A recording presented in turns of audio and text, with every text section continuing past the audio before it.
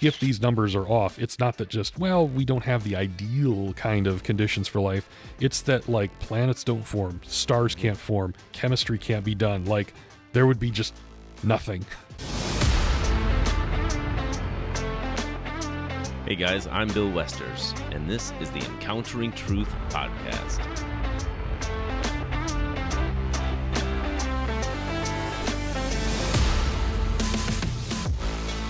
Welcome to the Encountering Truth podcast, where we examine the evidence for Christianity, engage culture with kindness and conviction, and encounter Jesus as the way, the truth, and the life. Today, I'm honored to have my friend Dan Ermutlu join me here on the podcast, and Dan has an apologetics ministry called Apologetics 517. And we first met through the Michigan Apologetics Network, and then we've gotten to know each other a little bit more through some regular meetings and mentorship apologetic stuff with our mutual friend, Dr. Doug Groteis. And so Dan actually teaches an apologetics course at his church in Central Michigan, and he has another session ready to start up here pretty soon. And so we're going to talk a little bit about that, kind of dive into some general apologetics and some key topics here and there. And so really just to look at some tips and strategies for making the case for Christianity. So welcome, Dan. Thank you so much for joining us today. Hey, thanks for having me, Bill. First of all, you got my last name right, and I know we talked through that, but congrats, man. That's a small club. That's a small club you're in. Victories, there's a T-shirt or a hat in it for you, I think. Thanks. All right, well, why don't you just start on telling us a little bit about yourself, maybe how you got into apologetics, started Apologetics 517, and even maybe a little bit about that apologetics course that you teach. Okay, yeah. So I guess I'll start way back. Sure. We'll go in the way back machine. So I grew up in a Christian household, raised a Christian, was far from God at one point, probably just after high school, around the time when I was in the military. A few years later, I meet my wife, we get married, have a kid. That's around the time when both of us sort of decided, yeah, we need to get back going to church again. We need to put first things first, and really recommit ourselves to the faith. I mean, especially after having a kid, recognizing that we're going to have to teach this kid, like, what is the meaning of life? What's the purpose? Why are we here? There's going to be a lot of tough questions that we don't know the answers to. So, we recognized there was definitely a need. So, started going to church again. As during this time, kind of in the few years that followed, having some really great conversations with people. Had some great conversations with my brother. He's probably the biggest single factor in this ministry existing, whether he knows it or not. But yeah, I would describe him as a sort of devout atheist, just absolute, unshakable, resolute, which is amazing because we grew up in the same house. We were both raised in a Christian household. Oh, that's interesting. I turn out this way. He kind of goes a different direction. But yeah, so we would have just really great conversations and debates going hours and hours on the phone. And he would ask amazing questions, really, really good questions about evil, about free will, about just all of these different things, about history. And I mean, a lot of these I had no clue. I was completely unprepared for. I didn't. And the fact that he's sort of attacking these beliefs that I hold and that I have no good reason to sort of be able to back any of this stuff up. Yeah, that just led to a lot of frustration. Led to me, frankly, reacting in ways that are maybe unchristlike. Let's just leave it at that.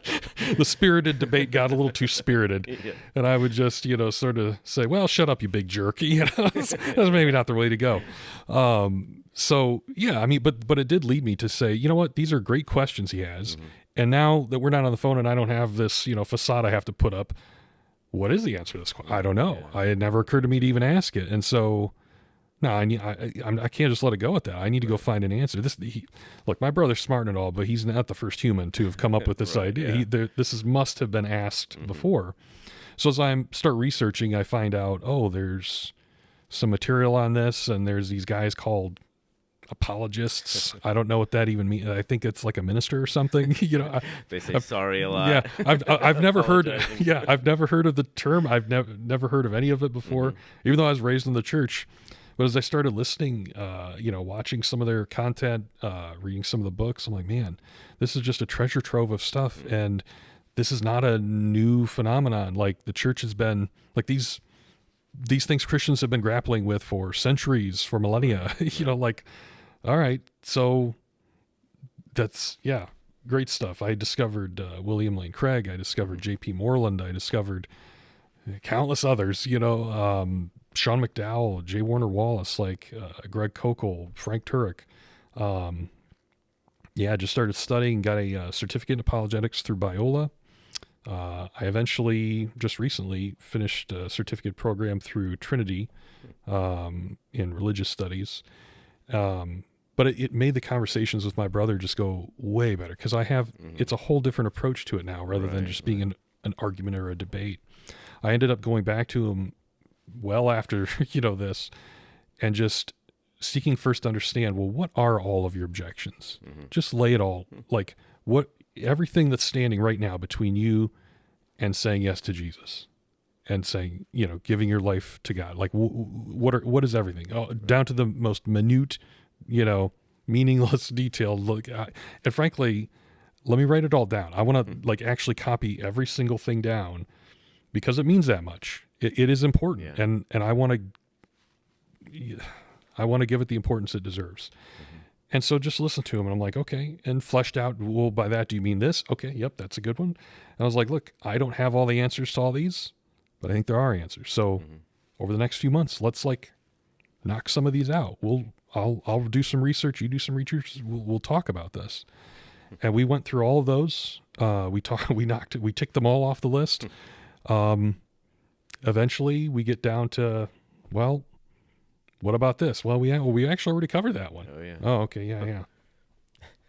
Well, what about this? Man, we talked about that one too, so where are we left with? I feel like you're out of excuses, we're out of reasons. So it wasn't too long after that, he actually did become a Christ follower. He gave his life to Jesus and praise God, I was actually able to baptize him. And that's an honor and a privilege. Yeah. Like, I don't deserve, like a lot of people, you evangelize, you minister to people, you try and share Jesus with people. You don't always get to see the fruits of that labor. Right.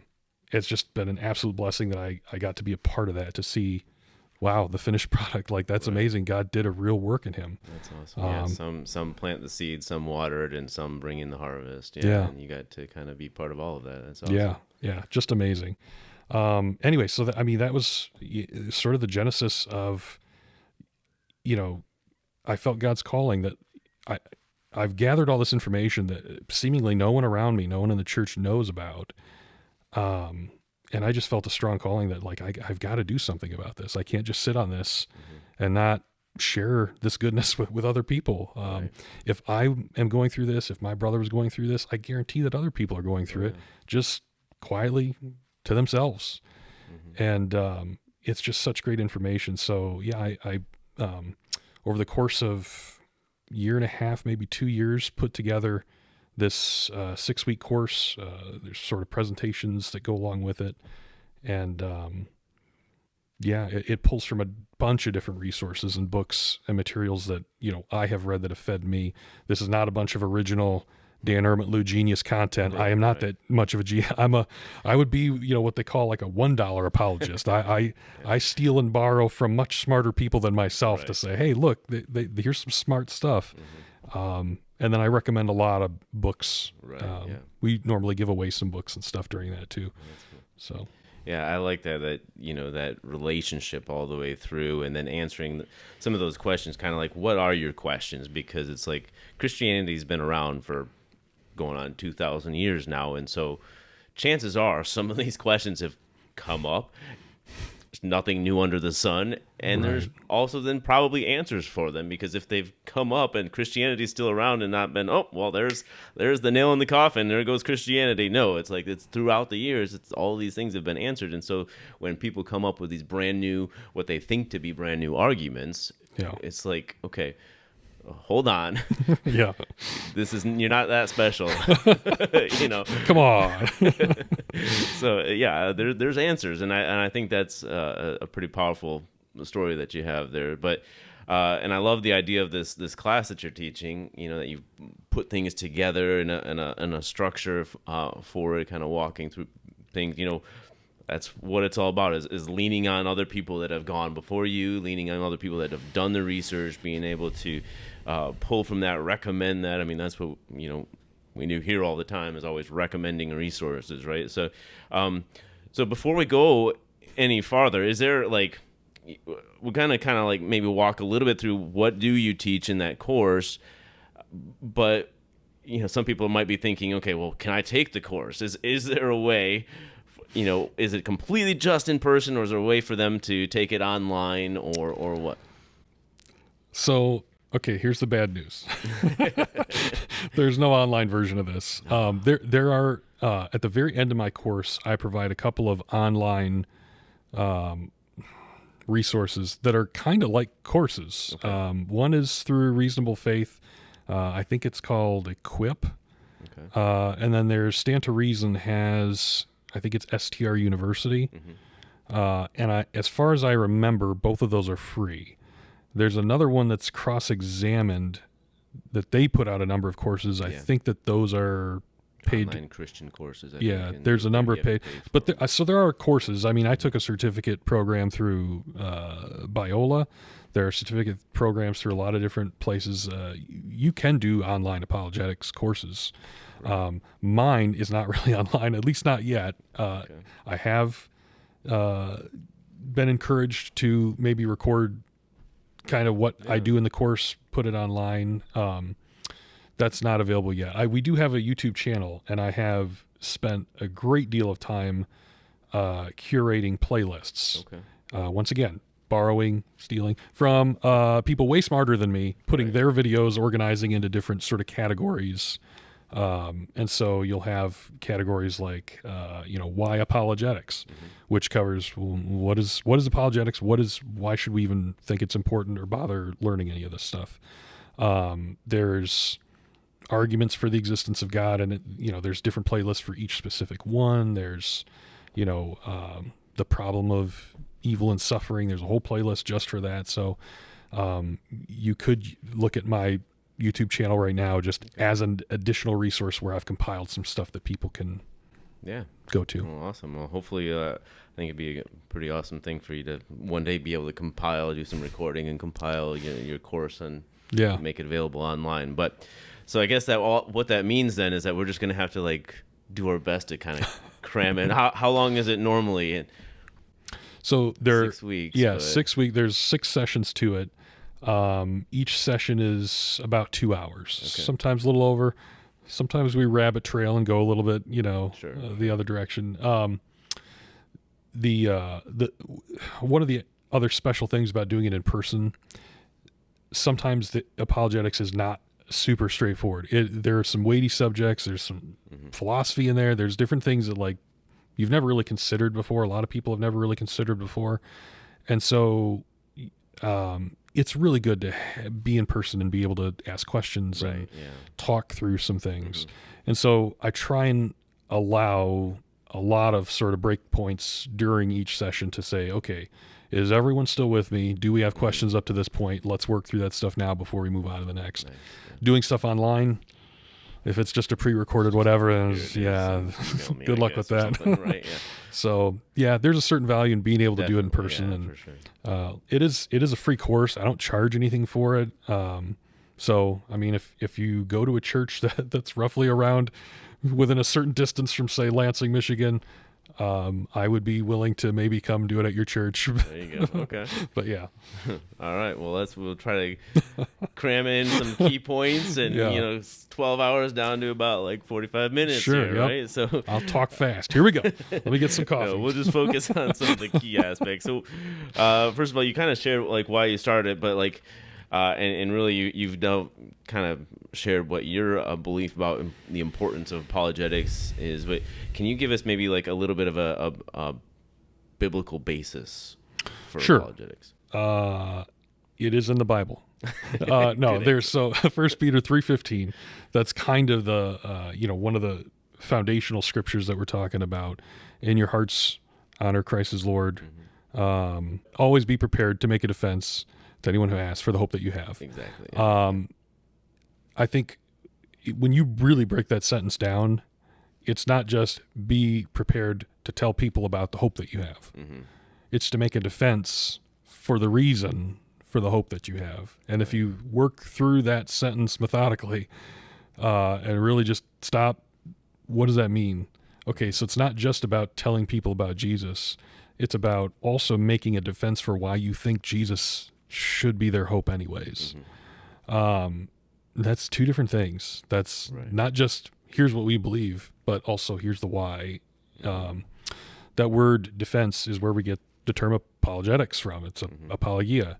And the sort of connotation there is a systematic, rational defense. You see that word in, as it relates to like a court, proceeding, like a defense case. So yeah, it's not just a suggestion. Right. I mean, even Jesus was performing miracles as evidence, and even I think in Acts chapter 1 it talks about how he went around doing many convincing miracles, and so it's definitely something that we should be prepared to do as Christians, to be able to give a reason for the hope that we have, to make a defense. But so trying to cram all 12 hours or so into an hour podcast, how would you do that? What would you start with? What do you think would be like maybe the first or the most important thing to make the case for Christianity? What would you start with, or what do you start with in your course? So in session 1, we talk a little bit about why apologetics. We also touch on the idea of truth. I think that's important. If you don't at least get on the same page that there is such a thing as objective truth, it's not you can have something that's true for you, I can have the opposite that's true for me, and we'll just enjoy our own truths and not bother each other. That's not really reality, though. I prefer that 3 + 3 = 11. You know what I mean? That's these are not objective. It doesn't play itself out well in reality. No. So we talk about the idea of truth as being an objective thing. It is not subjective. When people talk about subjective truths, they're really just talking about their own perceptions or their own preferences or opinions.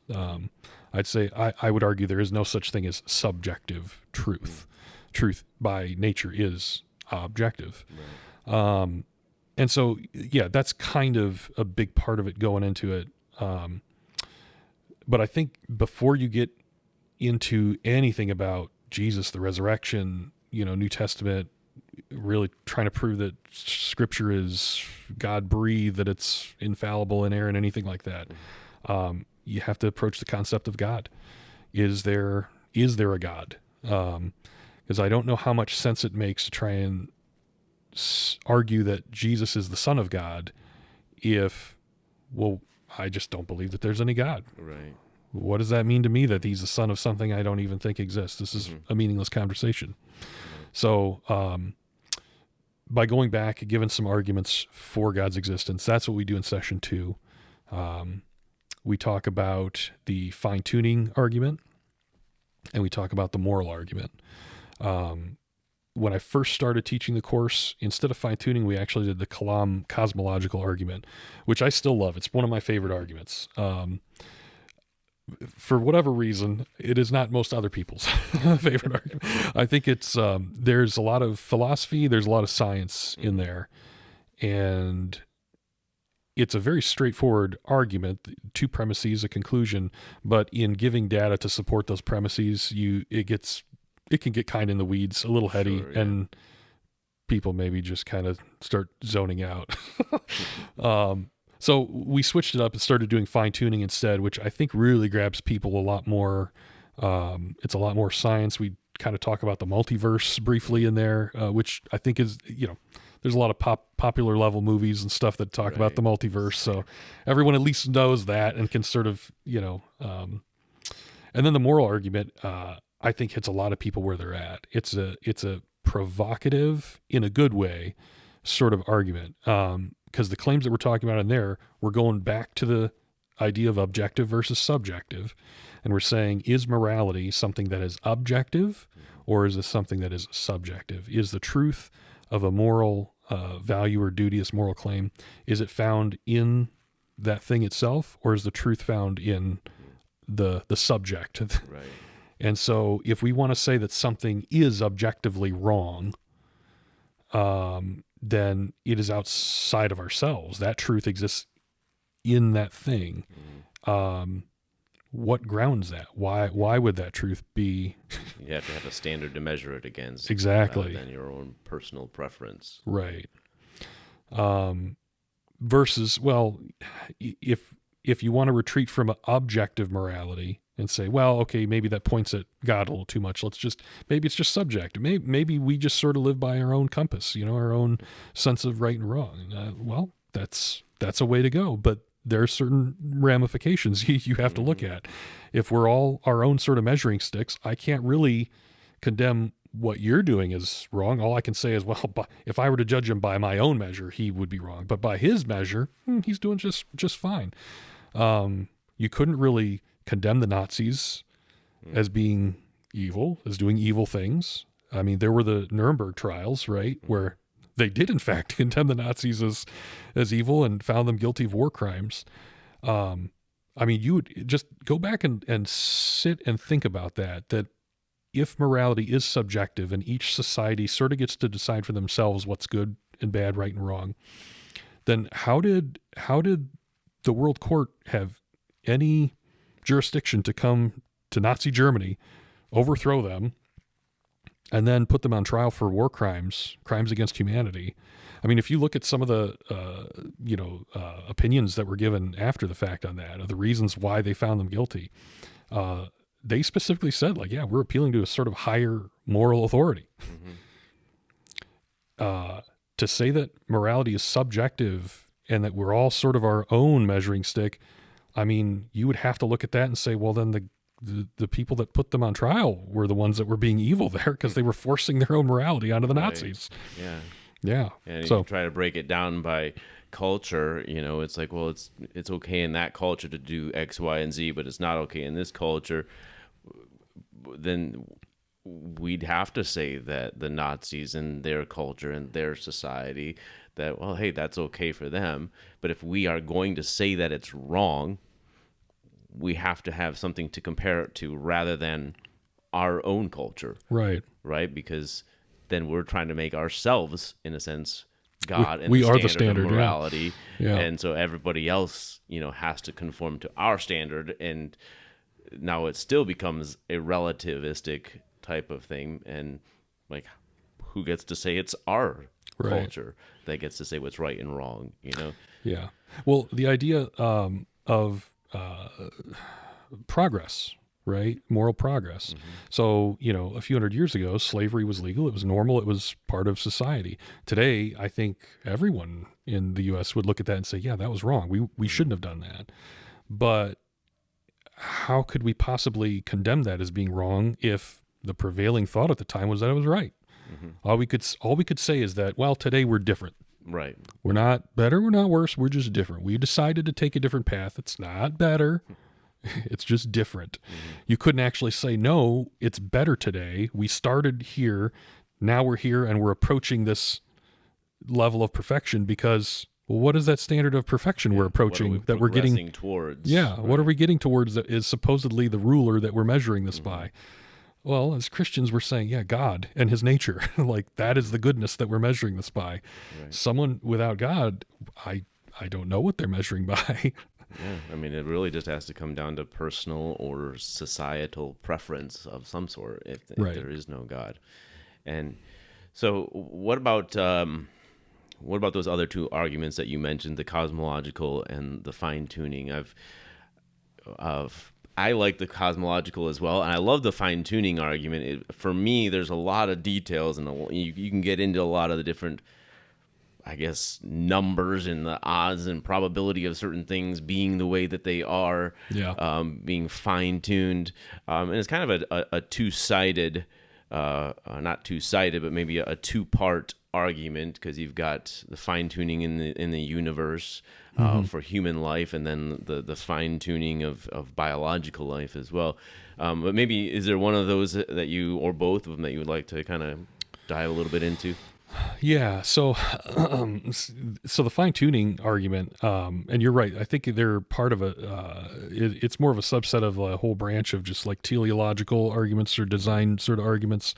But yeah, the fine tuning argument that we cover is really about trying to explain the long odds of the fundamental constants and quantities being the way that they actually are, that they could have been radically different. In fact, all the odds say that they shouldn't have been exactly the way that they are. And so, yeah, as part of the argument, we walk through and we first define what fine tuning is, because a lot of people think, wait a minute, there's fine tuning. Well, that means there's a fine tuner, right? You can't have fine tuning without a fine tuner. And as much as I'd love to be on that bandwagon, the term fine tuning is actually not a controversial term. Like atheist scientists, they would agree. Yes, it appears that things have been fine tuned. I think I have a quote from Hawking as part of the course there in the presentation. But like he would agree, there's a number of scientists that say yes, it does appear that things have been finely tuned to set everything up so that there could be intelligent life. Now, really, all that means is that all these fundamental constants and quantities that are just sort of givens in what we know about physics and the natural laws, like the law of gravity and the weak nuclear force, and there's like over a dozen of these different constants and quantities. The low amount of entropy early in the early universe, that the amount of entropy had to be this exact amount. Otherwise, things from the Big Bang couldn't have gotten to where they are now. And it's almost like, okay, this is where we are now. Let's rewind the clock and see what must have been there at the beginning. And so it's just they call it an arbitrary quantity. We don't know why, but it must have been like this for things to work out the way they are now. Had it been other than that, things would be drastically different. There would be no life. And we talk about that, what the odds are of each one of these happening. The fine tuning talks about like if things were different by even one part in 10 to the X 80th or whatever. It's like then outrageous numbers. They're huge numbers. These numbers are so big that you don't refer to them, by names anymore. It's 10 to the fill in the blank, exponent, because they're just so massive. That's a 1 followed by that many zeros. So 10 to the 17th is a 1 followed by 17 zeros. I think that's roughly the amount of seconds that have passed since the universe began 13.8 billion years ago, is like 10 to the 17th. Well, some of these numbers get into the 10 to the 80th, 10 to the 100th. I believe the odds of the low entropy existing by chance alone in the early universe just by chance is 1 in 10 to the 1,280th.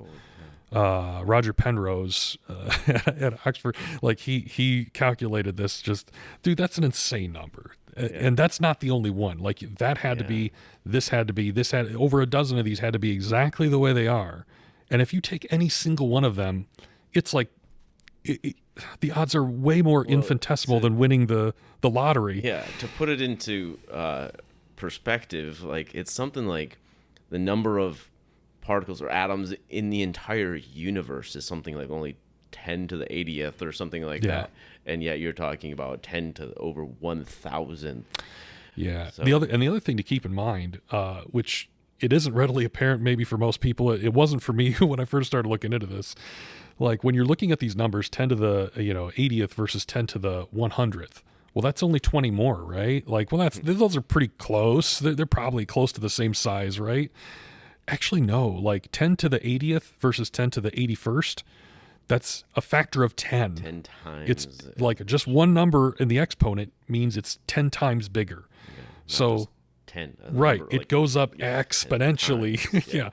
That's That's hard to wrap your mind around. Another 0, and it's 10 times that larger number. 10 times that times 10 times that, and it's just, your brain can't even comprehend it. So part of the way to get this across is like, as part of my presentation, I took the time to put in, okay, this is what 10 to the 1,280th looks like on screen. And it goes 1, 0, 0, 0, 0, 0, 0, 0, 0, 0, 0, fills the whole screen up, 0, 0, 0, 0, 0, 0, 0. Like, that's just an astronomically big number. And like, there's only a few ways you can go to explain such fine tuning, right? It either had to happen by physical necessity, it had to happen by chance, or it happened by design. Premise 2 is that it didn't happen by necessity or chance, therefore design. And we get into the sort of arguments for why we think it's not physical necessity. In fact, we see that it could have been a lot of other ways. There's nothing we can draw on to say, well, it had to be this way, like fated or something.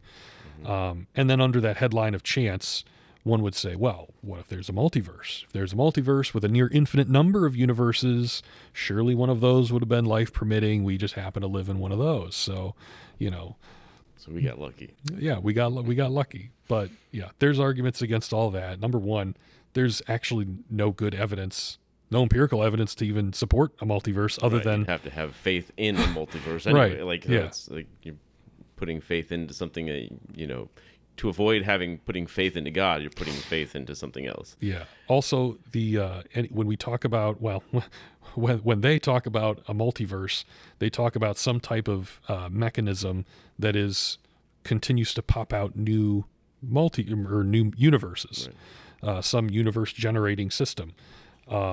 This ultimately just kicks the can down the road because, well, what is this mechanism or machine or contraption or process or force that's producing all these? Likely that's going to need fine tuning as well. Mm-hmm. And a creator. Mm-hmm. So we're back to the problem. Right. It doesn't really solve the issue. So yeah, design. Yeah.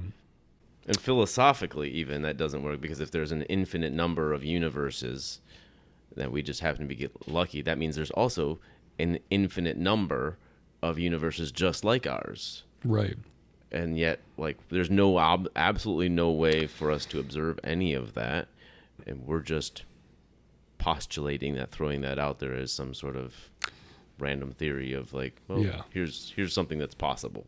Is there evidence? No, but it's maybe this is the case. Yeah. And yeah, you could get really in the weeds with this, right? Because like, if you start talking about, are there an infinite number of universes and there's more and more being created and popped out? Okay, well, if these are happening in a sequential order, a one at a time, you can't have an actual infinite number that have come out then, right? Because how can you have an infinite regress?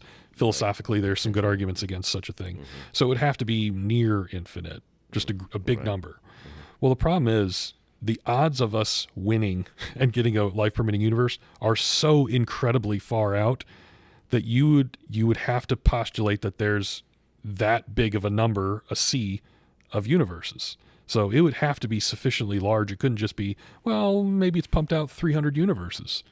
That's not enough. Okay, what about 5 billion? Not enough. You'd have to have a really, really, really big number of universes.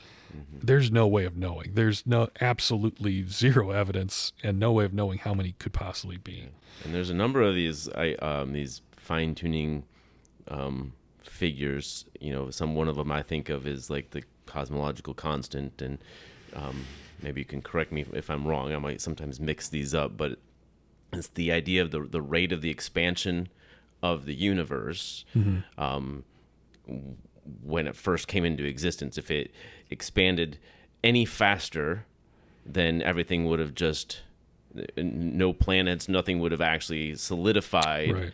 Versus if it had expanded any slower, then it would have caved back in on itself and been non-existent. And so that rate had to have been at this fine-tuned number of 1 in 10 to the, I don't know the number of that one, but 1 in 10 to the 100th or something. So, something in that one of those crazy numbers that we were just talking about. But that's just one of the examples. Right. I don't know if there's others that you can think of off the top of your head. That's a common one. Yeah.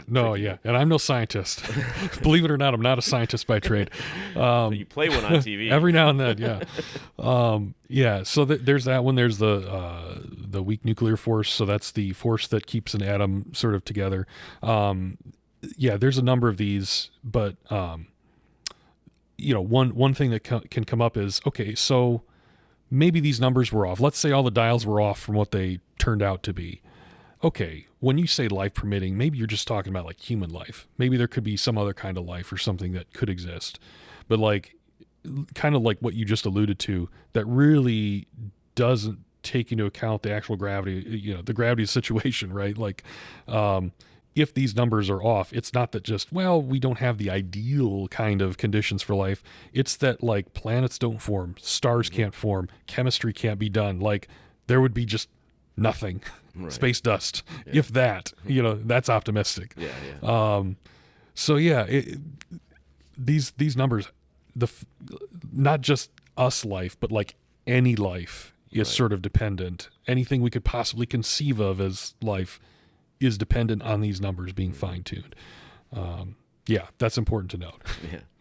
Yeah, and then you said that the cosmological argument is your favorite argument. Can you talk about that for a second? I love the simplicity, the surface simplicity of it. So anything that begins to exist has a cause. The universe began to exist, therefore the universe has a cause. Now, it doesn't say that cause is God, but there are certain things that you can infer from that conclusion, okay? If the universe is all time, space, and matter, and something that was outside of time, space, and matter caused the universe, then what you have is a cause that is by definition supernatural. Right. That gets you pretty darn close to God. Now, someone could say, well, maybe it was just some mindless force, some mechanism that just did it. There's a really strong argument that can be made that it must have been personal in nature. It must have had some kind of volitional will to create, to cause. It's a little bit intricate, so I probably won't dive into it now, but that is there. I made sure that I included some videos in the playlist in I think why the cause had to be personal, or why the cause is personal, something like that. I mean, it's like if you're going from nothing to something, there had to have been a change. There had to have been a choice to go from something to nothing. Unless the only other option would be just necessity. It just had to have somehow happened. Right. Yeah. So there's, and I'm probably going to screw this up because I'm not nearly as smart as the people I quote, but most causes, when they are sufficient to actually cause something, they do so. Once something has enough energy to release its cause to cause the effect, it does so. It can't just withhold that and then decide to do it. Otherwise, it has some kind of free will, some volition. Now, if before time began, right, and that's even an incorrect thing to say, before time. Well, there is no before. It'd be without time, sans the universe, right? If there was this force, this supernatural cause, there is no time that it would be acting on to sort of move up to a point where it said, okay, I finally charged the batteries and now the universe is going to pop out. That means that whatever was there was sufficient at any time to just cause the universe. Right. So one has to ask, why did the universe begin to exist 13.8 billion years ago instead of 29 billion years ago, or instead of 3 days ago? You know what I mean? Like, right. It could have been, so it happened exactly, let's just say 13.8 billion years ago. That strongly implies, I think, that there was some kind of choice, some volition, on the part of this supernatural cause. Sounds a lot like God, right? I mean, when you talk about God, the Bible's idea of what God is: timeless, spaceless, immaterial, super powerful because he created out of nothing, creation ex nihilo. That's the Christian belief. That's the Christian idea of what God is. So I like Kalam because it gets you to the supernatural cause of the universe. And when we move on eventually in like session 3, we talk about Jesus, the resurrection. well, okay, this guy did miracles, he healed people, and then he supposedly came back from the dead. He was crucified, and then what? Turned into some zombie and came back to life and whatever. Like, oh, that seems far out. Okay. But if we've already covered the idea that the supernatural exists, it's incredibly powerful, God created out of nothing in the beginning, do you think that the odd resurrection would be something he couldn't manage? You know what I mean? Well, no. I think probably the biggest miracle that ever happened was the let there be light. Right? The moment of creation was parting a Red Sea for Moses and the Israelites is nothing compared to that. That's just playing in the sandbox, Yeah, it's like when we talk about supernatural, everybody, like, that's a common word nowadays, but we don't really always think about what it means. We think, oh, supernatural, you're just talking about God or spirits or whatever like that. But what we're talking about here is, and really this is where it comes from, is that it's beyond nature. Beyond nature, yeah. And so you can't have natural laws causing something if there is no nature. Right? Natural laws just describe what happens. They don't actually cause anything to come into existence. And so if there was nothing, no space-time, no matter, then all of a sudden there was, then whatever caused it couldn't be, like you mentioned, couldn't be in time. It couldn't be matter itself. Right. It couldn't be, it has to be beyond space, time, and matter, because which those are the natural things, because those didn't exist, so it couldn't be one of those things, so it had to be above it. Right. Super above, super outside of, beyond nature. And so that's what we're talking about. And yes, that's referring to God and beyond what we know as nature, but it's also more of a technical term that sometimes we don't necessarily think about very often. So yeah, and so okay, so those arguments really bring us, and you kind of alluded a little bit to this, talking about Jesus as God, the resurrected and Son of God, but how then, like, if those arguments are towards for the existence of God, what do you do? How do you get from God exists to Jesus is that God and Christianity is true? It's a great question. So, as far as the transition being smooth in the class, I don't know that, I have it that smooth. I mean, it's split up. Well, that's session 2. We're going to talk about Jesus next week, guys. Now, in a conversation you're having with, say, an unbeliever or skeptic, it's going to be, okay, well, if we can agree then that that God exists, or he likely exists, you got to kind of think about, well, would he have made himself known to his creation? Are his fingerprints present in the clay? Is there some way for us to reason to him? Has he shown signs that he exists? What can we look at? Well, I mean, there's a handful of times that, like, a monotheistic God has supposedly interacted with humans. We've got Judaism, we've got Christianity, we've got Islam, right? Mm-hmm. We live in the U.S. There's a church on every corner. You might as well start with your investigation with Christianity. I would argue it would be the place to start, because no one really has impacted human history more than Jesus Christ. Greg Koukl has a great book on that. I think J. Warner Wallace has a great book on that. Person of Interest, I think, is J. Warner Wallace. Story of Reality. Yeah, story. Yeah, yeah. So, there's some great books on that topic. But I mean, if you just look at it, Jesus has impacted the world in so many ways that people don't even realize. People that aren't even Christians, people that might be atheists, like, pretty much everyone has to concede, whether you agree with the claims made about him or not, that he has had a huge impact. Mm-hmm. And when you go back and think, okay, his ministry was about 3 years. His closest disciples were mostly fishermen and people that were not hugely influential. Right. And that he lived in a sort of backwater part of the Roman Empire, that, like, he didn't live in Rome. He wasn't a king. He was a sort of itinerant preacher that, drew some followings here and there. Mm-hmm. ultimately they turned on him because he wasn't exactly what they wanted, and was crucified. And boy, crucifixion was like the most shameful, sort of way to go. Like, how did this guy turn into such a, change, and an influential person in human history? It demands some kind of an investigation. And like, you can come down on multiple sides, but like, if you just stick your head in the sand and say, nah, I don't really care. Like, boy, you've got to have some curiosity about that. So yeah, first I would say, and this is kind of how we move in the course of, well, what did Jesus say about himself? What are the claims that he made? And this, I'm once again stealing from people way smarter than me. C.S. Lewis, he came up with the famous trilemma. Oh yeah. So liar, lunatic, or Lord. Yeah, either Jesus lied about who he was, that he wasn't really God, he just is lying about and making up all these claims, or he was crazy, he was a lunatic, he just thought he was, he clearly wasn't, but he thought he was, or he was Lord.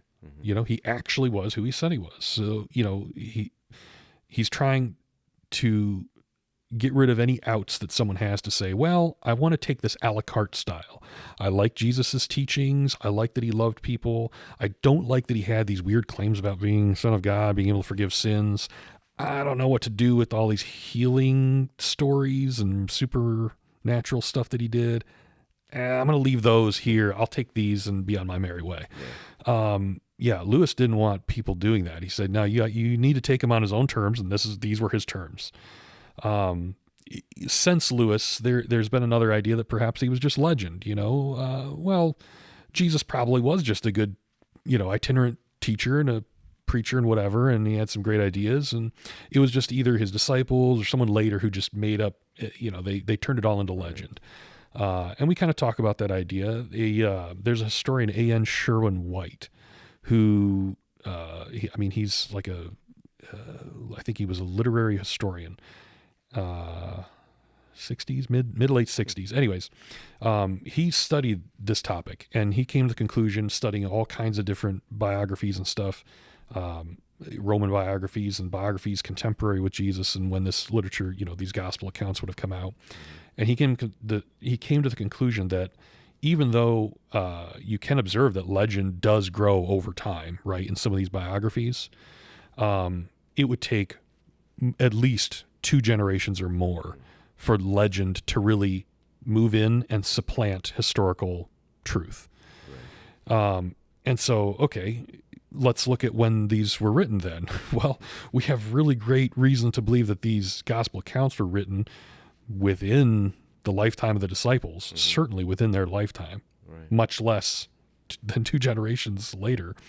Yeah. But we have creeds, found in 1 Corinthians that date back to within 5 years of the crucifixion itself, where they're calling Jesus God. Jesus was, crucified and buried and rose again, like that he appeared to these people, and those people appeared to 500 once. He appeared to me, appeared to James. These accounts are not legendary. So then you have to move on to the disciples. We're like, okay, well, were they just making this up? Maybe this was just all lies that they specifically made up, since it's happened within their lifetime. All right, well, what would have been their reason? Like, what's their motivation? Are they going after money or women? The chicks love it when, I don't know. What is their motivation for making all this up? If you look at the culture, the Jewish culture, it's not exactly like Christian culture today in the U.S. Jewish culture, in that context, they go to synagogue, they all live their life, they're all Jewish, if you all of a sudden start espousing some heretical belief that takes you outside of Judaism, you're kind of not part of us anymore. Good luck. You're going to be a social outcast. History goes on to show that, like, there was great persecution for the early church. Jesus himself, according to the disciples, promised persecution for them. He said, like, if they're persecuting me, they're going to persecute you too.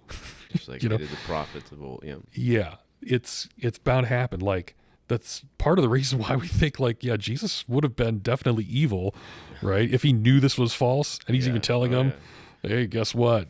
These lies that I'm teaching to you guys, yeah, it's gonna bite you bad. Yeah, it kind of ruins the whole Jesus is a good moral teacher thing. Yeah, he's promising that they're gonna come down on you guys like white on red. For you. Yeah, man, oh man. So what did the disciples have to gain from making all this up? Like, I just don't see it.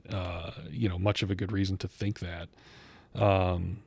Yeah. So we talk about that. We talk through that. There's great, books on that. Cold Case Christianity is a really good one. One of the things, it's what do they get out of it? Well, they got persecuted, they got beaten, tortured, killed for it, and many of them martyred for it. And you might say something like, well, plenty of people die for a lie.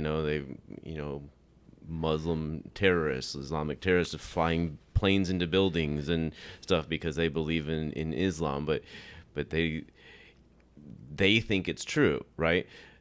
The disciples were in a position where they would know whether it's true. They wouldn't die for something that they knew would be a lie, and a lie that they would have made up themselves. Yeah, you or I can sit around and talk about like, well, my faith is so strong and I'm so resolute in this that I would be willing to give my life for this. Mm-hmm. Like that's one kind of testimony. That's one kind of faith. Theirs is different. It's just fundamentally different. They were eyewitnesses to this stuff, or at least they were reporting that they were eyewitnesses. Either way, they know if they either witnessed this or we're making it up, we didn't witness any of this. They are in a position to know the actual truth of the matter. The only other get around that is to say they were fooled somehow, that they were bamboozled by Jesus or his twin brother, or, whatever kind of alternate theory, to the resurrection you want to go with. But they are in a unique position to know, these disciples, what happened. So yeah, I find it very unbelievable that that all of them would go through this, concoct this sort of lie, make up this story, and then never seemingly recant or say, it's just joking, guys, we made it all up. On my deathbed, coming clean finally to someone. The persecution that they suffered from the Jews and from the Romans, boy, those are two parties that would be very interested in publicizing, like, yeah, here we have, Barnabas, and he said he made it all up. Let's get the word out. There's zero historical evidence to show that any of those guys ever came in. Yeah. And to say that it's all a conspiracy, I think it was Chuck Colson that talked about, who's part of the Watergate conspiracy, and he's like, there's a dozen guys involved in that, and they couldn't keep their mouths shut and without blabbing, within a few weeks, much less years and years for the rest of their lives, and to the grave, right, for that matter. So yeah, J. Warner Wallace in his book Cold Case Christianity, he talks about this idea of a conspiracy, and he talks about some key factors, that are, to have a successful conspiracy, it has to be for a short period of time. Mm-hmm. The longer this drags on for, it's almost inevitable it's going to come out at some point. Mm-hmm. So the fact that we've gone 2,000 years now with this conspiracy, that's it's very unrealistic. That there has to be very few people, like preferably just one, involved. Right. Any more than one, now you have weak links that we can lean on, and someone's going to break and someone's going to give it up. Okay, well, we had 12 guys minimally, his closest disciples. Jesus appeared to 500 at one. Like, how many people are in this conspiracy? Like, that's a lot more than one. Yeah. We don't have any signs here that they broke. Okay. Means to communicate almost instantly.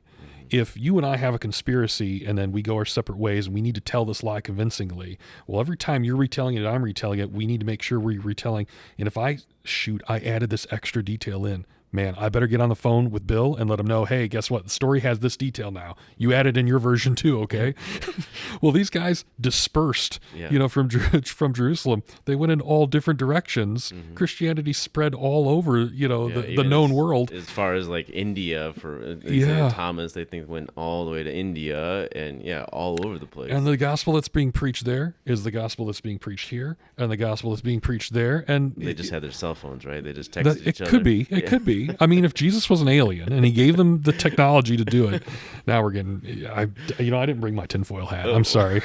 I left it in the truck. But yeah, I don't see it. I don't see it being conspiracy. I don't understand what the motivation would be for them to make it all up. So then you move on to the next point. Okay, they were telling the truth, but what we have now isn't the truth, right? Maybe it started off as a truth, but scribes and this game of telephone over the ages, how do we know that what we have now is what they wrote 2,000 years ago, right? That's the next sort of hurdle.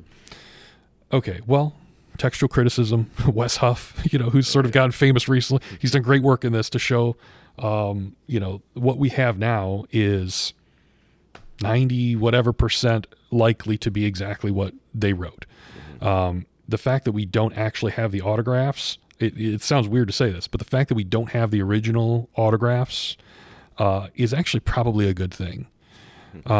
If we only had an autograph, right, the original, there'd be no need for copies. You just have that original.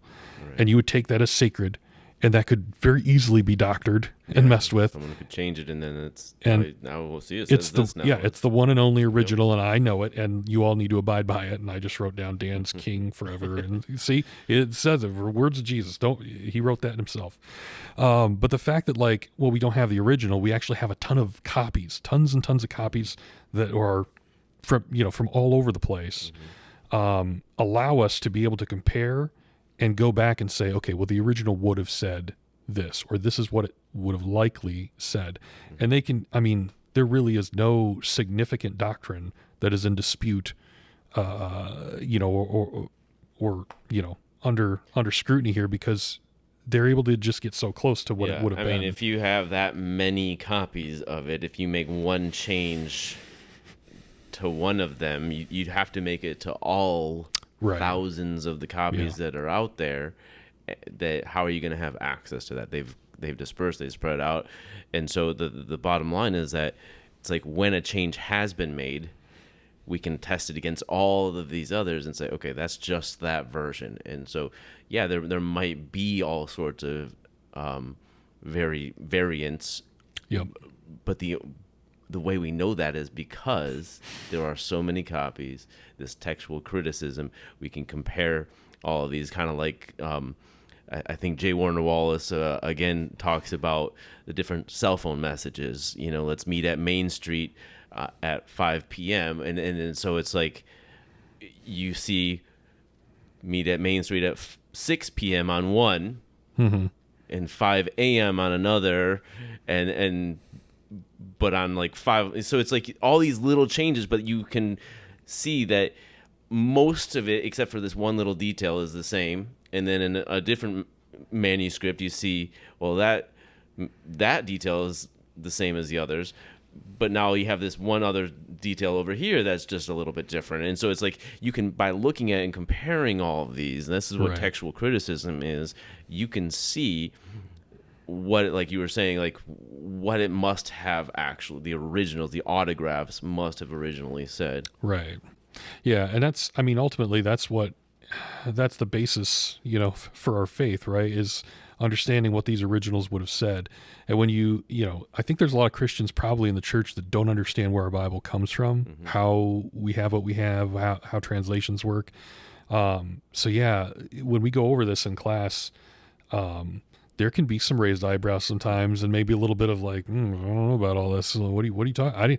You're providing answers to a problem I didn't even know was a problem. So it's interesting to go through that roller coaster with people, ride it along and say, well, you might not have realized it, but some people say this about our faith. Oh no, but there's an answer. Oh yay.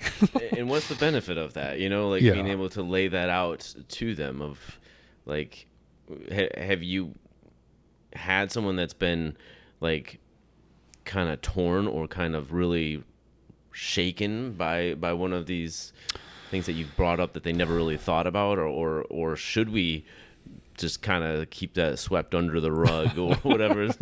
Your faith is good, so I'm not going to tell you about this part of it. Let's just rest on that. What should we do with that? I think it's good for everyone to grow, and growing sometimes is painful, right? It is a painful process sometimes. So yeah, growth is good. It is good to grow in not only in your faith, also in your knowledge. Yeah. if you're, let's say you're married, right? You are married. Let's say, let's say, you know what, babe, I really enjoy you. I really love you and love being around you. And she's like, oh, okay, well, let's have a conversation. I can tell you about all the things I like. I'll tell you more about it. No. I don't want to know about you. I just wanted you to know that I love you. Okay, well, then you'd want to know, well, we don't need conversation. I don't want to learn more. I just want to be with you. It's like, okay, well, these things don't really go hand in hand. Like one would necessarily lead to the other, you know. If I love God, if I am thankful to him for his mercy and his grace, if I'm, set myself up to be a disciple of Jesus, that means I want to learn about Jesus. I want to learn about God. I want to worship God with all of my my mind, as well as my heart, my soul, my spirit, all of my being. And so, sometimes the mind is neglected to do the actual learning. And that gets shown to be painfully true sometimes when we're having those conversations with loved ones or with coworkers or friends or some other people. They bring up these objections or these supposed problems. Well, why can I even trust that? Don't you know the Bible is like a 2,000-year-old game of telephone? No, it's not. It's no. Okay, well, maybe if you knew something about it, you could explain to them why that's not the case, rather than just say, look, you just need to take it on faith. It's just a blind leap of faith. You don't need evidence or reasons or anything else, just faith. Well, I think the loving, gracious, charitable thing to do is to sort of meet people where they're at. They have objections, they need evidence. Give them some evidence. Answer those questions. And I try and preface, there's a lot of information to take in 6 short sessions. So I try and lower the expectation to say, look, you're not going to memorize all the material in here. It's just not going to happen. I don't have it memorized. I have to look at my notes. I have to review and read and bone up every time. But like knowing that these exist as resources. And so when you get in those conversations, you can say, ooh, there's actually an answer to that. Let's talk about that next week. I'll buy you a coffee. That can be hugely helpful. But yeah, it's an important thing to be able to lovingly answer questions and objections that people have, rather than just relying on this sort of blind leap of faith. There's a great example of it when Thomas is sort of doubting, right? So if you ask yourself, like, okay, what did Thomas have before Jesus came and showed himself to Thomas specifically? What evidence did Thomas have that Jesus had returned, that he was resurrected? Well, his friends had told him that, right? They said, hey, this is what we saw. This is what we heard. This is what Jesus said. Like, he's back. He rose from the dead. He had apostolic witness, right? What do we have? Apostolic witness. We have the same. But he's like, no, that's not enough. I need more. I have questions that need answering. I need Jesus to be here right now with me. I need to, see the wound in his side. I need to feel the holes in his hands. So naturally, Jesus showed up and said, Thomas, I curse you to hell. You're going straight to hell because you didn't have blind faith. No, he gave him the evidence he needed, right? But he did say, blessed are those that don't need to see me, right? That don't need to witness this firsthand, because so those that come after, right, that can trust in the apostolic witness, the eyewitness accounts, blessed are they. Jesus is likely not going to visit each and every single one of us personally to try and, get us to be his follower, which is why, we're blessed to have scripture. We're blessed to have this all written down and attested. We can rely on it. It's trustworthy. Yeah. And another example like that is John the Baptist, who Jesus' own cousin leapt in the womb in the presence of Jesus. And he saw, he baptized him, and the Holy Spirit came down in the form of a dove, and the voice came from heaven. This is my son. Listen to him. And yet when he was in prison, he sent messengers to Jesus and said, are you the one? Yeah. And so even he was doubting, and Jesus didn't curse him. Jesus didn't shame him. Jesus said, look, here's the evidence. Here's the miracles. Tell him everything that you see. Right. And that's what they did. And so, but yeah, I think, a lot of times it's like, sometimes we might get nervous about showing and saying, hey, look, there are different variants in the manuscripts, and there is this question or this problem, but there's an answer. Because the thing is that, this is a safe environment for that. I think we need, as Christians and as the church, we need to be more open to questions and have a question and answer type of situation, even at church services sometimes. And because that's where your questions can get answered, because chances are eventually you're probably going to come across those questions elsewhere on social media or in the culture somewhere. And if you don't have that foundation, if you can't ask those questions and you had never heard it in the first place, and you're not in that safe space to figure out the answers, then maybe that might have a little bit more of an effect, and shake you a little bit more, as opposed to like, no, I've heard this already. Yeah, there's an answer to it. I'm confident. I heard someone saying just the other day, it's like someone can, when you're confident about something, it doesn't matter how much someone might tell you. People could argue with me to all they want about like the earth is flat, and I'm like, okay, whatever you say, but I'm confident that it's not. Right, but you're not threatening to me. Right. And if you can be confident in your faith, then those types of things, that challenges, are not really going to shake you very much. Right. So, well, you hit on, before we move on, you hit on a great point though. There's a friend of mine recently. We had a conversation from, he's a friend from a ways back that we haven't talked in a lot of years. And he wanted to talk about God and questions about Christianity and these tough problems, right?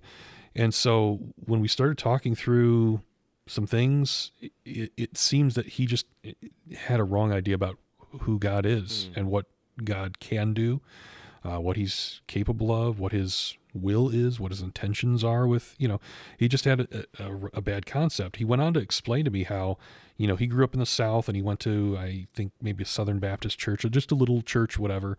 And like he and his, youth group, they had these kind of questions. It was a sort of church and atmosphere where we don't like questions. We don't want questions. If you have questions, it is because you are an unbeliever or you don't have faith. Have enough faith. If you have questions, keep it to yourself. Like, this is not a place for questions.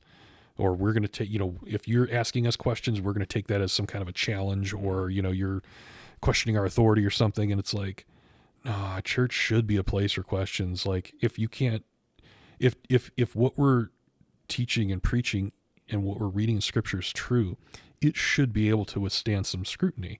We should be able to question it and it have some answers. Right. And he shared with me that everyone that was in that youth group, as far as he knows, is not a Christian today, and that even he is sort of far from God and not sure about what he believes anymore. And I think, man, what a disservice. I mean, God bless that church for the good things that they were doing, but there are some definite blind spots, right? That church and probably a lot of churches have, that like, we're not training and teaching people to be able to answer and ask good questions. And I think the implicit, the implied answer here, right, if we're not answering questions, is that we don't have answers to those questions. We don't want you to ask these questions because we don't have any answers. And that's, and that's just not the case. There are great answers for all of this. So it's training in apologetics, man. That's why my ministry exists. Evidence, and that we can put that trust in the evidence, and that's really what faith is. It's not, some of these churches that have those don't question this is because they think that having doubts and questions is the opposite of faith, and it's not. Right. The faith is putting your trust in something that you have good evidence to believe is true. Right. And I think that we have a misconception of whether it's what God's really like or what faith is really supposed to be. Right. I've read you read through like Hebrews 11 and the heroes of the faith type of chapter, and it's like, what do they all have in common? God told them something. they trusted in what they had seen of God in the past Mm-hmm. enough to say, okay, God, I will trust you in this. I have faith. Right. That's what faith is, right?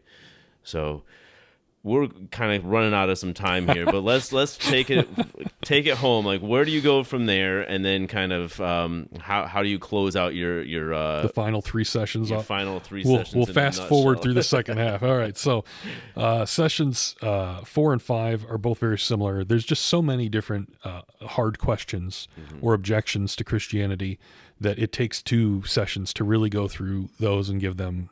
Boy, you could have an entire course on just one of these objections, right? But like, we try and flesh these out a little bit deeper and let people ask and have some back and forth. The biggest, I think, by far is the problem of evil and suffering. Like, if God is all powerful and he's all good, why is there evil? Why can't he just eradicate it? Why can't he get rid of that? There are great answers to this, but it's not in a 10-second clip. Yeah. And that's part of the problem with our culture right now is this soundbite TikTok culture. Everything has to be like they drop a 30-second bomb to try to destroy someone's faith, and there are plenty of answers. It's just you just can't always cram them into that same 30-second period. Yeah.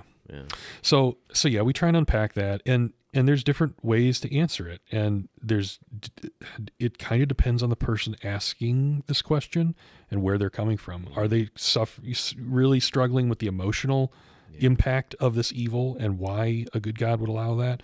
Or is it really a purely intellectual side, or at least they think it's a purely intellectual side? And we're going to have different responses to each one. So we kind of unpack that over the course of a session. We talk about the problem of the unevangelized. If, what about people that have never heard of Jesus? When this is all over and we're at the judgment, do they go straight to hell simply because they never heard about Jesus? Is that really, how is that loving? It's sort of an internal critique of the Christian faith, right? Well, Bill, if what you're saying about, the Bible and God and Scripture is true, then what that means is that these Aborigines somewhere on this remote island that have never heard about Jesus, they're going to go to hell just because they never heard about Jesus. How do you answer that? That's a pretty common objection that gets brought up, almost as common as the problem of evil and suffering. So we take a while to sort of unpack Well, how do you answer that? Because real quick, I know we're kind of over time, but like, I know it's probably not. Give me another hour, Bill. 30 seconds. Well, but I think about this like as a I studied missions in college. It was one of my majors. And we've talked about like, well, if they don't hear, then God gives them this extra grace. Maybe is that an option? Because then I'm like, okay, well, does that mean that if we go preach Christ and then they say no, now we've just actually done them a disservice? Shoot, we got them unsaved. Yeah. Yeah. So how do you answer that? I've had a discussion, I think back when I interviewed Bobby Conway about this, and he had a pretty good response. I can't remember it off the top of my head, but what would you say to that? So in 30 seconds. Unpacking an hour of talking in 30 seconds. Doug's favorite thing is in a nutshell, right? Yeah. Doug Grotice, I think, loves that phrase. So in a nutshell, here's what you do. No, I'm being facetious. So first you have to set expectations, right? The way that Scripture is authoritative. So we need to derive what we're getting from Scripture. Unfortunately, Scripture is not explicit on what happens to these unreached people groups. Nowhere does Jesus say, go out, because if they don't hear about me, I'm sending them straight to hell. Or don't go out, because if they don't hear about me, then my grace is going to be sufficient and they're going straight to heaven. So keep it to yourselves.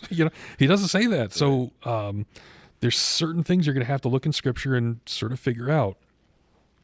One thing to keep in mind, and this is where I usually started, is, well, what is it that sends people to hell versus sending them to hell? Like, what is God judging on in the first place? Is God judging on the things that you've heard or not heard, or is he judging on sin? Right? So what is it that sends you to hell? The answer is sin. Sin sends people to hell. Sins against God. The Aborigines on an unheard, of island in the middle of nowhere, whatever, they've sinned. We've all sinned and fall short of the glory. That is the thing that gets us the ticket to hell. It is only God's grace that gets us a pardon. So number one, it's not the not hearing part doesn't send you there. It's the sinning part that sends you there. The hearing part could save, It's not guaranteed because not everyone that hears actually accepts, right? So that's important to note. Next part, grace. Is grace owed to everyone? Well, by definition, grace is unmerited favor. So if it's not merited, how can it be owed to everybody? You think about pardons. If the governor issues a pardon for someone, is he morally obligated then to give a pardon to everybody? Well, he gave it to this one guy. Why can't he give it to all the other inmates? That's not fair. None of them should get it then. No one would say that. I don't think anyone recognizes that. It's his pardon to give with, as he wants. There's a scripture that talks about all these different workers, that this guy hired, and he hired them at different times throughout the day to come back and get his harvest in. And Jesus tells this parable. And I never understood this. It boggled my mind because it is so anti how our culture sees things. But he ended up paying each one of these guys the same amount of money. And when the guy who was there since early morning saw that he was making the same as the guy who just rolled in an hour ago, he's like, wait a minute, this isn't fair. How is this fair? I was here all day. I'm making the same as the guy that got here at the very end. And the owner kind of lambasted him and said, listen, it's my money. And this is what we agreed on. How you're going to tell me that I'm not justified in spending my money how I want. Because to me that does kind of make sense. I feel like that guy's got a point. He should have. That's not a fair wage, But that is actually a picture of grace. Right. That it is God's gift of grace, and I can't tell God how to give his grace. I'm not got the authority for God. Neither are you. Neither is anyone else. God gets to give grace to whoever he wants. So there's that. Then there's just a number of possible answers I go through, and there's probably about half a dozen ways that you can sort of look at this. Some are maybe more appealing than others. There's a sort of Molinist response. There's a number of different ways. But we kind of walk through all of them, and I don't strongly advocate for any one over the other. But it's hard to know for it's really hard to. It's speculative. You can have what you think makes the most sense as long as you have a reason, a biblical reason for it. But I think it's really like you said, speculative. I think this makes sense, but again, I'm not God. I don't have all the answers. I don't know what's going on in his mind and how he's struck me. It's just. We can make educated guesses, but sometimes we just have to be okay with not knowing because we're not the omniscient one. Right. Well, and I close that section out with two, final points to bring up. Number one, even if we could determine that maybe some people are unfairly, not getting their chance at grace, because they haven't heard about Jesus, you're not in that people group. You have heard about Jesus. You're hearing about him right now. What are you going to do? Are you going to stand on some sort of moral high ground and say, well, since they're not getting it, I'm not taking it either. I'm going to go to hell with those people just in solidarity. Don't let that keep you from salvation. You know what I mean? Number two, if you think that really is how it works, that God is just they're all going to go to hell because they didn't hear. Boy, that should motivate all of us to go into the missions field and get the word out. That should light a fire under all of us if you really think that's how it works. So become a Christian right now and sign up for missions work. That's what you your sort of objections lead to. Those are the 2 points. Real quickly going through the rest. We talk a little bit about Darwinian evolution, which is a whole subject. We get into some of the science. It's something that people in school have heard about, and they're going to continue hearing about, and their kids are going to hear about. So we talk about some different ways to be able to think about that, process that, tackle that. We talk about the Council of Nicaea, which of course is where Christianity was invented, and the Bible was all put together. No, of course. We talk about the historical council of, not the conspiracy council of Nicaea, but the actual council of Nicaea that took place. There are a number of eyewitness biographical, autobiographical accounts that say, I was there. Here's what happened. And you can read them and compare them line by line. And like, we know what happened there. Right. The Bible was not constructed and put together there. They didn't decide Jesus, well, he was just a good dude. Hey, you want to make him God? Yeah, let's make him God. All in favor? Okay, Jesus was God. That's not how it worked.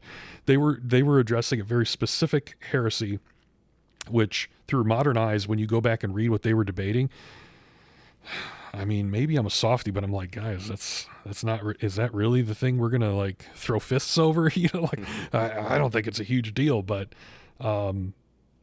maybe I'm a heretic. I don't know, but it's either way. So the idea was not whether Jesus was divine. It was his specific level of divinity. This guy, Arius? Yeah, I think it was Arius. The Arian heresy. Right. I think his name was Arius. Anyway, he was espousing some belief that Jesus, though divine, was a created being. He was created by the Father. So he wasn't co-eternal. He was like, they were both God, both divine, but him slightly less divine. Which is kind of what the Jehovah's Witness believe is a form of Arianism. Frankly, I think if you ask the average churchgoer, they might not be able to differentiate between this either, because begotten, I think to a lot of people means, yeah, he begot him, meaning he like created him. I think a lot of people probably would confuse that and think that's what it means. Not know what to say in response to that. Yeah. Not really had thought through it before. So maybe I'm a little more charitable in how I look at it, how someone might be confused on that. Maybe there's no excuse for Arius being a church leader. He should have known better. Anyways, that was what the debate was all about. They all convened in this council to discuss how they can, because a big rift was going to form. Constantine, who was a new Christian at the time, said, hey, it's my empire and Christianity is my faith. I don't want it splintering and creating this big, rift. So let's get everyone together, all the big movers and shakers. They had, I think, over 300 different bishops from all around, the empire come to sort of have it out and figure out, look, we all need to get on the same page. What is it that the scripture says? What do we believe with this? And so they went through it for, I don't know, was it a few days or a few weeks? It was over the course of some period of time. At the end of it, I think there was 3 who stuck with Arius, including Arius, and they were excommunicated from the church. Everyone else signed off on what became known as the Nicene Creed. And in the course, we actually read the Nicene Creed, and okay, this is what they came up with. This is what the Council of Nicaea produced, not the Bible. Right.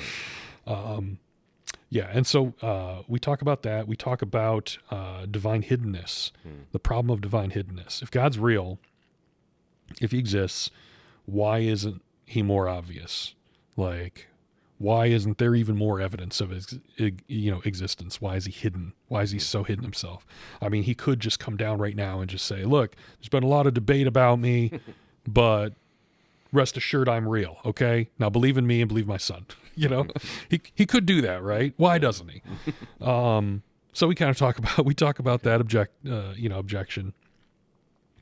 And then I think finally we tackle a sort of more modern, it's actually just a recycled, as you said, a recycled ideas that like, actually Jesus and the resurrection story and, just his whole, the legend of Jesus is actually borrowed from earlier pagan myths and previous, old world deities and stuff. Mithras and Horus and all these kind of things. He's just a ripoff of these others. You see these memes online all the time. Right. As a Christian a number of years ago before I discovered apologetics, I saw them and I was troubled by them and angry and upset at them. And I don't know how to answer that. And keep scrolling, and so many of them don't actually have any weight. If you actually look into it, there's like, there might be almost a similarity, but really it's like they're really pulling at straws to try to grasping at straw, trying to. Yeah. In the course, we just take one. We just say, okay, Horus seems to be the most common and the most, most commonly sort of compared. So we just take that one and we go back and historically we say, okay, Jesus was this, Horus, no. Okay, Jesus was this, Horus, nope. Jesus was, in line by line. Okay, what are all the claims that are being made here? Are any of these true? Right. Turns out of like the 10 or 12 claims, one of them is like a half-truth. The rest are just patently false. And these are, it's not like just my opinion. These are public. You can go online and look at, the ancient myths. A lot of the ones that they say Jesus is a copycat myth of they actually came later. And so if anything, they're pulling from the story of Jesus himself and not the other way around. Yeah, they can show that over time these early pagan deities and myths started here, and then they kind of went along, and there was maybe some variation, and then Jesus happened, and then all of a sudden, actually, we're more like Jesus. Actually, we had a virgin birth too. Oh, actually, we had a resurrection. Well, wait a minute. Before Jesus, none of this was ever around. So I just want to be like Jesus. So we all just want to be just like Jesus. Yeah. What would Jesus do? Yeah, I didn't realize. That's a good point. Anyway, the final session then is all about tactics. Conversationally, how can you actually sit down, talk, interact? We learn tons of what data, right? Here's the what of apologetics. Now we kind of learn a little bit of the how. What's a good way to get any of this into play? How do we relate to people? How do we ask good questions? How do we listen well? They say an apologist should be doing about 90% listening in a conversation and about 10% talking. Part of that is, well, how am I going to develop some compelling case for Christianity for you if I don't know anything about where you're coming from, what you believe? It's going to take laying some groundwork, some foundation, relationship, rapport, and figuring out where you're coming from. Before trying to answer the argument or whatever, right? And it just takes good listening. I mean, how I've done it, I've actually pulled out a notebook or said, hey, I've got to take my phone out. I promise I'm not doing Candy Crush. I'm taking some notes here because I actually do care about you. We're talking about a very important thing. In my opinion, there's nothing more important than the kind of subject we're talking about. So I'm going to take some notes here just so that I can remember and give you the kind of attention that I think this deserves. And man, who's going to say no to that? You know what I mean? Who's going to be offended that what you're so interested in me and what I have to say that you want to take notes? Yeah. Oh, okay. Sure. So yeah, that's kind of where we ended. Good. All right. Well, so here's the thing. We've mentioned a ton of different resources and books, and I'll try to put a bunch of those in the show notes and stuff. But do you recommend? First of all, do you recommend a starting point, since only people locally can attend the course? What is there one particular starting point that you would recommend, and then also tell us maybe how they could, find Apologetics 517, and maybe follow you online. Yeah. So I'll start with the second part first, just to throw you off. So if you want to find me online, Apologetics 517, we've got a Facebook page that I check in on. I'm not super active every hour or anything, maybe once a day. And then I've also got a YouTube channel, really not putting out much in the way of original content, at least not yet. But once again, I've curated a number of playlists there. That moves into the second part. So as far as apologetics resources, what I would recommend off the start, once again, we should tailor it to the individual, right? So are you someone who prefers to do reading? I recognize today's culture, maybe not that many people are readers, and they prefer to listen to podcasts or, watch videos, whatever. That's fine. Most of the podcasts and videos you're going to watch are derived from the books. So you could go to primary source stuff and get it firsthand in books. But if you're looking for podcasts or episodes or whatever, the YouTube channel that I've put together, Apologetics 517, you can start at those playlists. Figure out the sort of topic or subject you're interested in and start watching those videos.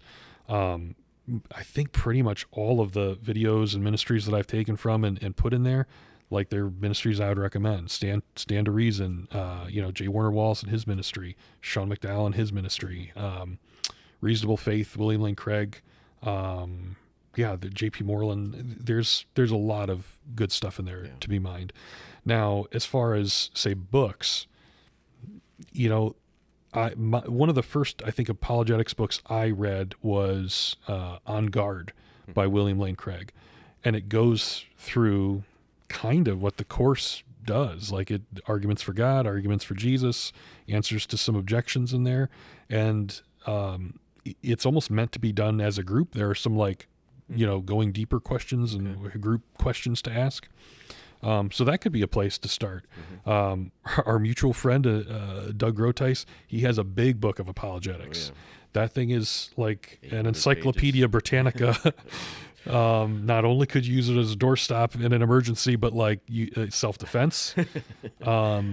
And it's certainly more expansive than, say, like On Guard with William Lane Goes Craig. into a lot of depth on a lot of issues, You can get a ton of depth and use it almost as like reference material to, hey, I was wondering about this, and flip to that section.